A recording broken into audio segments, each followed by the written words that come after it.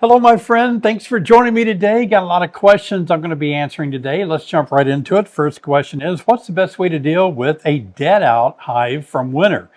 Cleaning it out, what has to be removed versus what will the new bees clean out? Any concern about resources going bad? And a similar question is, hey David, my name is JD. I am a first-year beekeeper and my hive ended up dying this year from bad mite control.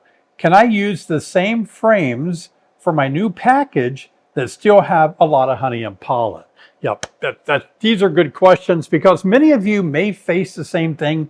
Depending on where you live, you may still have maybe about another month of winter, chance of cold weather, or the chance of your bees getting weaker until spring finally gets here. Hope not, but if it does, if your bees do die out, poses a question, what do we do to get the hive ready? So let me answer both of these questions. The best way to deal with the hive that died in the wintertime is to make sure that it did not die of any diseases, particularly diseases like brood diseases, American foul brood or European foul brood, because sometimes when you reuse frames that have the component or the spores of like American foul brood, it can be transferred. So we worry about that. But if you did not see any evidence of diseases back in the summer and the fall when your bees were doing their things, then it's likely you have anything to worry about and you can reuse those frames. So what you want to do when you clean out a dead out, we call that a dead out, is that you want to go and open up the hive that the bees have all died in from the winter, and you want to knock out of the frames all the dead bees. Now you're not going to get them all out. Some of the bees are going to be dead and stuck in the cells. There's no need to spend so much time to pick out every single bee because you won't be able to do it. They'll break apart. But my approach is to knock out all the dead bees that you can by tapping the frame and shaking it, brushing it out. And the bees are really good when you put your new package in. The bees are really good about cleaning out all the little things that you could not clean out. So you don't have to worry about it. And if you have resources, again, those resources are going to be a big help to your new package of bees. So JD and Rachel, that's a good question. Reuse those frames if you don't see diseases, and reuse resources to help that new package get going. That's going to be a big help. Another good question here from Fritz the cat. Question, first inspection of the year, must live in a warm climate. How much honey to leave them? Well, first inspection of the year, I usually don't take off any honey early in the season. The only time I'm going to harvest my honey that's capped over is going to be in the summer, like mid to late summer usually. Other than that, I'm letting them use all of the resources that they have on board to really get going in the spring. James, how far apart do you need to keep 2 new boxes with new packages? Now, before I answer that question, let me encourage you to please subscribe to my channel. We keep growing, and look at this. Bobblehead David is here in his bee suit because it's winter time. He's not out there, and he's asking you guys to please click on the subscribe button. It means a lot for you guys, for me, if you guys would subscribe, and click on the bell so you'll be notified each time I make a new video to keep you informed about beekeeping. Let's get back into this question. Now, I've spoken a lot about this, and I don't think it's addressed very much, but I have a lot I want to say about this. Those of you getting new packages, I want you to listen closely. This is going to be different than if you're getting a nucleus. This is for those of you that are getting 2 or more packages, okay? Listen up. When you get 2 or more packages of bees, a package of bees is a container that has 10,000 bees and a mated queen in it that you shake into a deep hive body or whatever kind of box you're using. Now, when you install them, if you put them side by side, there's a chance that one hive, as they take their orientation flight, getting familiar with where they live, some of them, or sometimes all of them, may go all over here to the other box, the other hive. And so if they're close together facing the same direction, newbies are, flying and they turn around and they see 2 boxes. They get, confused. And so that happens quite frequently.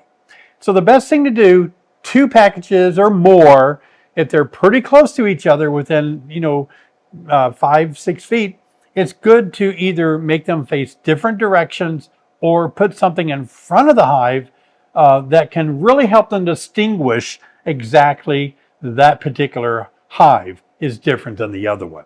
And I think that will help a lot. Okay, banana peel.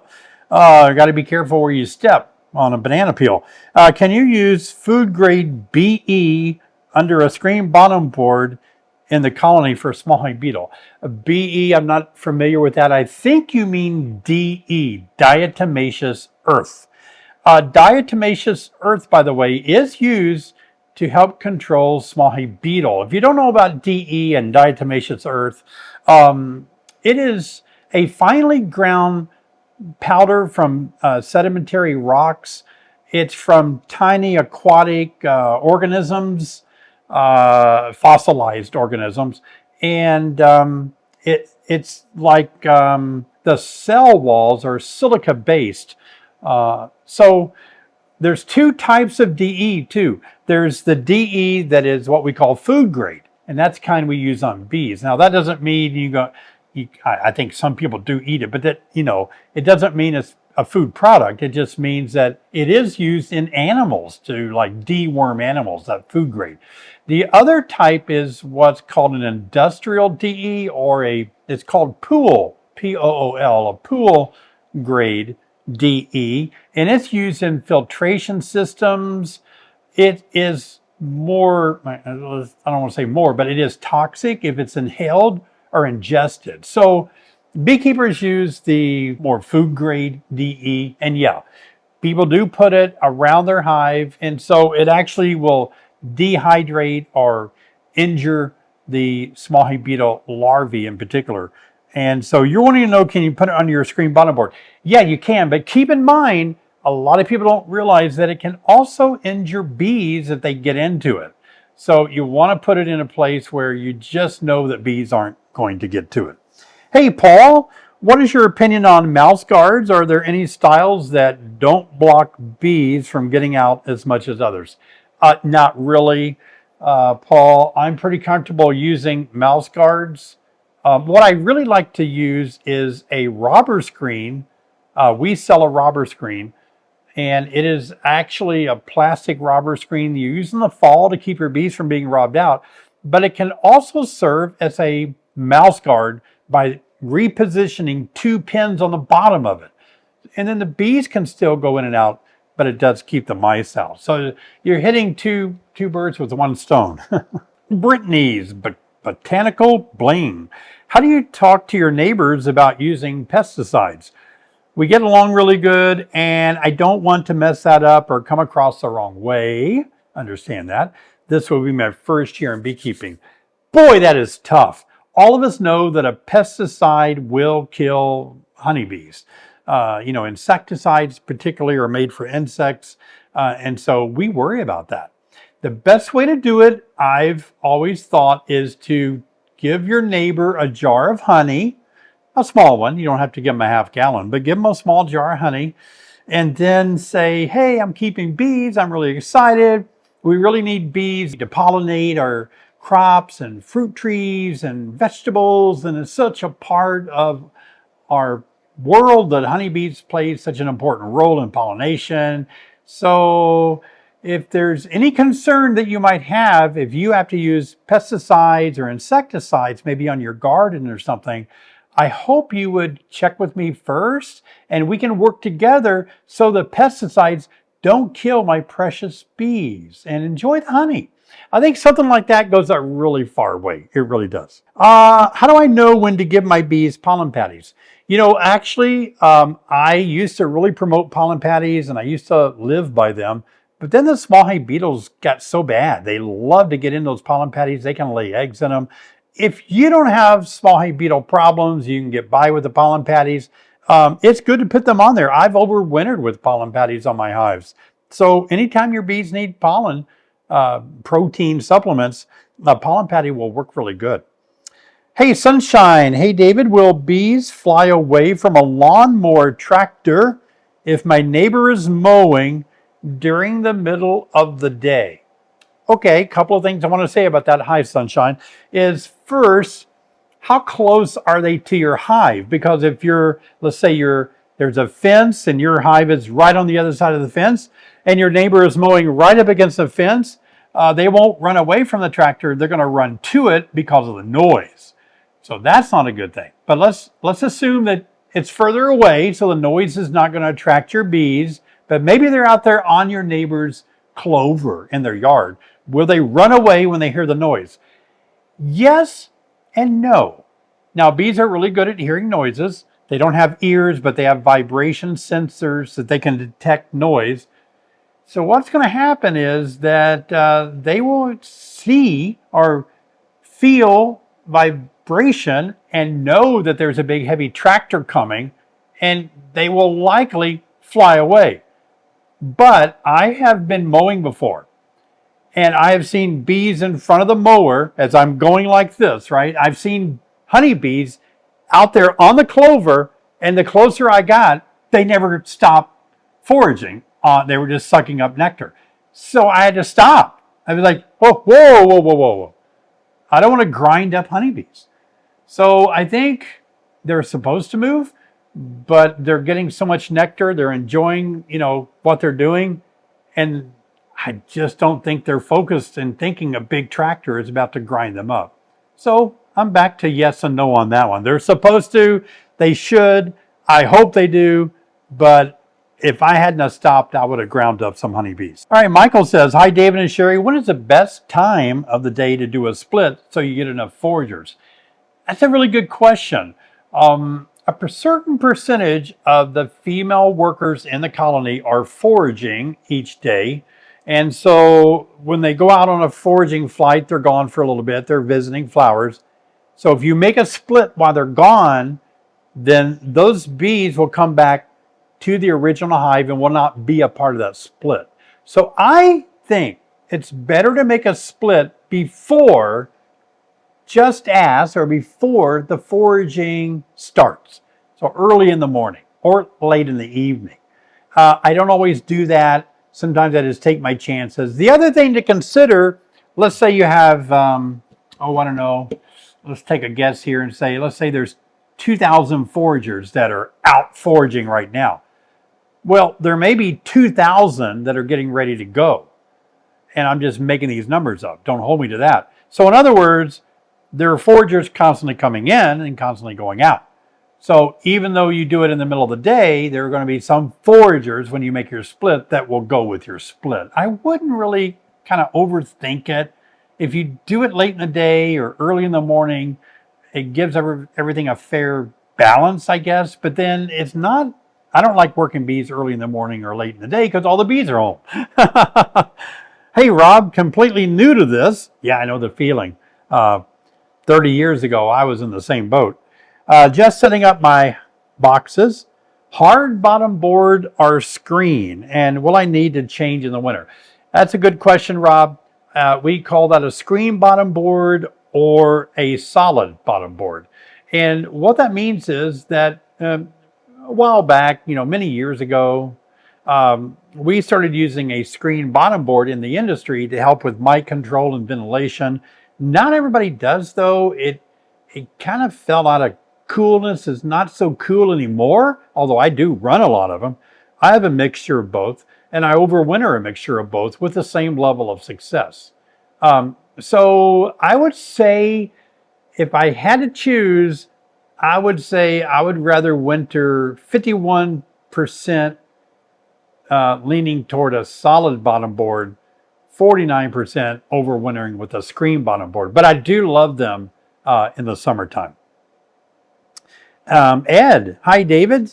At what time should I put dry pollen sub out in beginning of the season? I did that in the video that I made last week.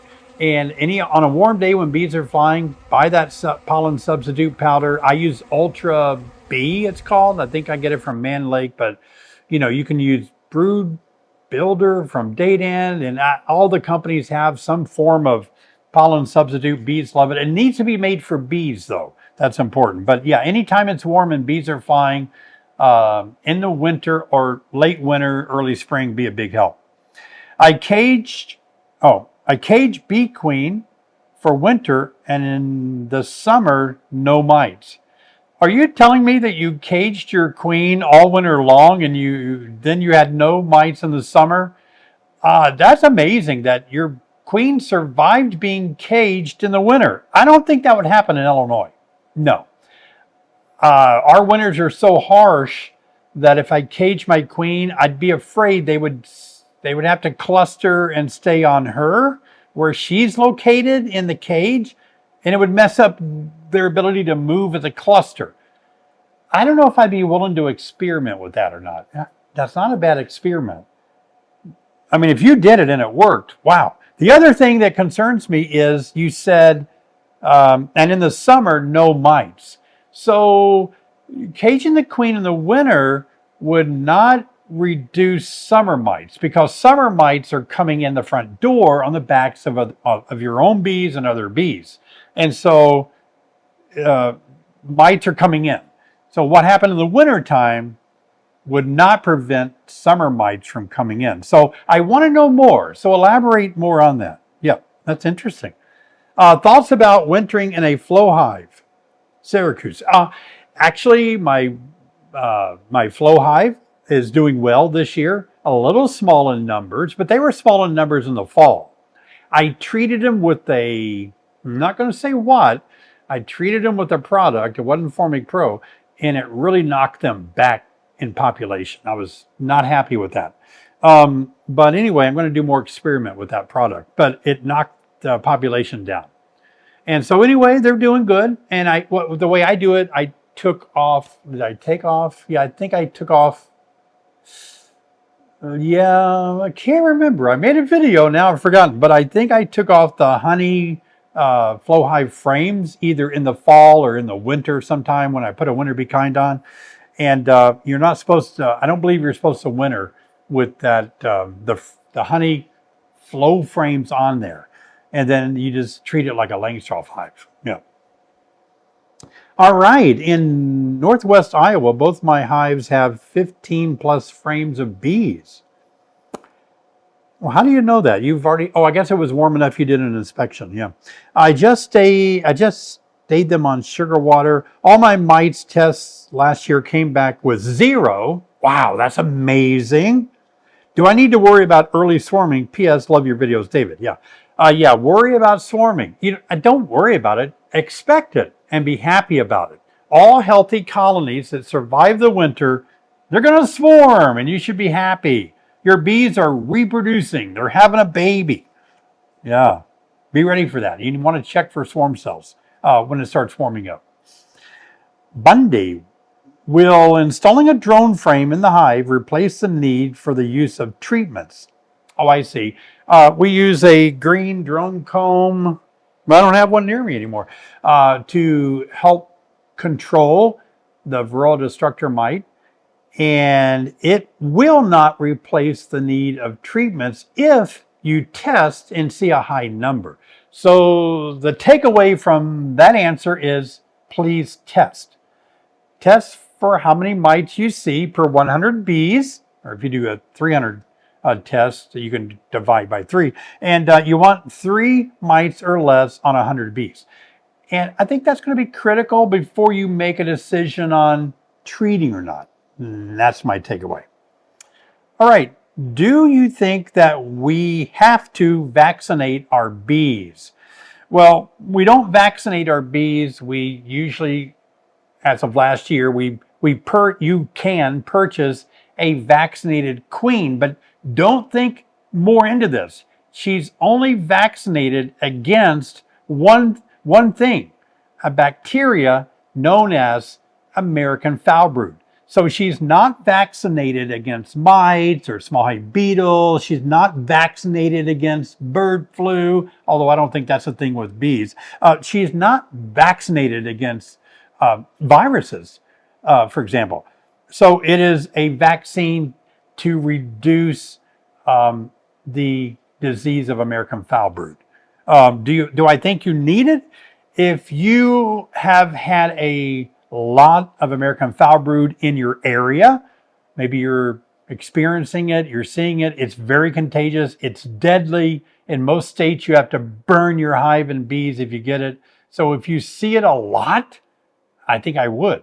But I'm not going to, because I've never seen American foul brood in my bees in the last 30 years. So it's not important to me. But it is a major breakthrough. It is helping a lot of beekeepers. It's good. Okay, Chris, tried doing those by myself for 2 years now, lost both hives, and I'm now taking the complete course David offers, and it's so informative. Hope it helps me to not lose another hive. Oh, okay. Well, Chris, thanks for taking my courses. My courses are 50% off between February the 28th and March the 20th of 2025. This is our spring 50% off sale. It's our way of helping beekeepers gain the knowledge they need to do a good job keeping their bees. Why doesn't anyone talk about a plan to get away from chemical treatment? You know, it has been done. I know that some people are new to beekeeping, and it seems like you just hear what is in front of you right now. You may not understand the history of things, but when the Varroa destructor first came into the U.S., beekeepers lost so many hives. And so we had to respond. This was like the late 80s. We had to respond, and we had 2 synthetic chemicals, fluvalinate and Coumaphos. And so we just dumped those chemicals in there, because what else are you going to do to keep your bees alive? And they did work, although one got resistant to it, but they were very toxic, very harsh chemicals. And they were bad for bees. They got absorbed in the wax. So it was like, back then, it worked for a minute until we realized, uh-oh. And then everybody started jumping off the chemical treadmill. That's right. That's when we thought, we can't do this. And so everybody started thinking of more integrated pest management that didn't involve treatment, like green drone comb, powdered sugar dusting. We started trying to figure out what kind of softer treatments that we can use. And that's where we started using things like Formic Pro, a naturally occurring in the hive and the honey anyway, formic acid and oxalic acid and these things. So we are trying to get off the chemical treadmill. We are trying to be getting away from chemicals. There's a lot of work being done now. So believe me, we are trying to do that. Why is an alcohol wash the industry standard for testing? It tests a small percentage of the least attractive bee to mites. Mite drop after oxalic acid vapor test, all adult bees and open brood, and it lessens the percentage. Not exactly what you're saying, but let me just say that the kind of the standard for an alcohol wash testing mites is the alcohol wash, a powdered sugar test. A lot of people use that don't like to kill their bees. Let me just say that you said it tests a small percentage of the least attractive bee to mites. Actually, when you properly test for mites, you're supposed to take bees off of brood or open brood, and that is where you're going to find the most amounts of mites. And so we are removing bees that would potentially have the highest amount of mites for our test. And it's our standard because it does give us some numbers to multiply out and decide if our hives have an infestation level of mite. Gary says, does it really make that much difference which way a hive faces? I live in a subdivision with woods behind me. I would like to face my hives that way, which is west. Gary, I have never cared about that.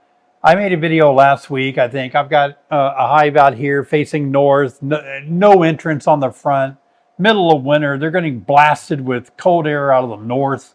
And I live in Illinois on the prairie. They're doing fine. Some of my hives face north. Some of them face south. I've never seen a big difference. Never have. No, so I wouldn't really, I wouldn't let that be the determining factor. JR, I'm wondering if having a neighbor that's a half a mile away with dozens of hives have issues that can affect my bee yard. Absolutely. Yeah. For example, I mean, I'm going to say yes and no, but let's go with the most scariest things. If that other beekeeper near you has American foul brood and your bees or their bees rob the other bees, yeah, that can spread American foul brood. It can spread mites. Mites can be spread back and forth, again, for robbing, if a hive is robbed from either yard. So diseases can spread, pests can spread. Would it happen? Maybe, maybe not. It just depends. But the potential is certainly there. Absolutely. That's why we have bee inspectors. That's why most states have bee inspectors that go around and make sure everybody has good bees. And if they see a problem, they can isolate a yard and start having a beekeeper deal with the problem before it spreads to other yards. Yeah. That is a lot of questions, very good questions, and I hope the answers are going to be a big help to all of you. And another big help for you is to join me on my live stream every Thursday night at 7 p.m. Central Time. It's a hoot. 59 minutes, that's all I ask. And if you can join me, I'll answer your beekeeping questions. I'll give a teaching on honeybees. We'll have a good time. Last week, we had almost 900 beekeepers from around the country and around the world. So this is a place to hang out on Thursday night. Here's a link right here. I hope you'll mark it and join me. Love to have you. Now, if you are new to beekeeping in the spring, I hope that you will study bee biology because it's going to give you the upper hand on understanding bees, their timing, what to look for, and all that. I hope you'll take a look at this video right here where I talk about bee biology. Hope to see you guys over there.